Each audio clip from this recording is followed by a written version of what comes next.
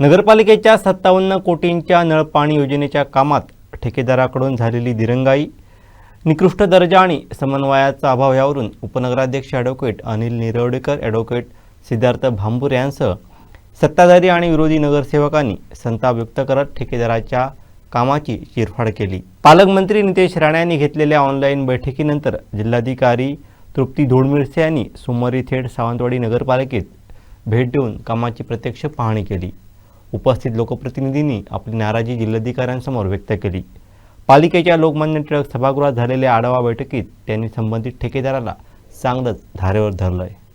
या महत्त्वपूर्ण बैठकीला माजी मंत्री आमदार दीपक केसरकर, नगराध्यक्ष श्रद्धाराजे सावंत भोसले यांच्यासह पालिकेचे नगरसेवक आणि अधिकारी उपस्थित होते। या बैठकीत उपनगराध्यक्ष ॲडव्होकेट अनिल निरवडेकर यांनी नळपाणी योजनेच्या कामाचा जणू पाडाच वाचला। ठेकेदारानं करारनाम्यातील अटींची पूर्तता केलेली नाही, तरीही त्यांना 28 कोटी रुपये कशाच्या आधारे अदा करण्यात आले। प्रभारी नगराध्यक्ष असताना मी आक्षेप घेतलेला असतानाही 11 कोटींचं बिल नंतरच्या काळात अदा झालं। शहरात हॉट मिक्स ऐवजी कोल्ड मिक्स वापरून रस्ते बुजवण्यात आले।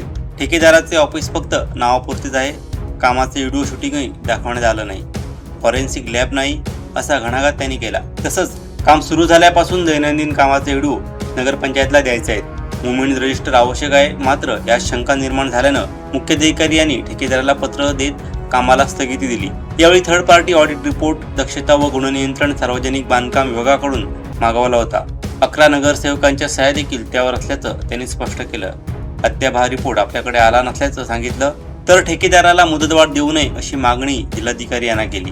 दरम्यान नगरसेवक ॲडव्होकेट सिद्धार्थ भांबुरे यांनी देखील आपण ठेकेदाराकडून चुकीच्या पद्धतीने होणाऱ्या कामाबाबत लक्ष वेधलं होतं असा मुद्दा मांडला।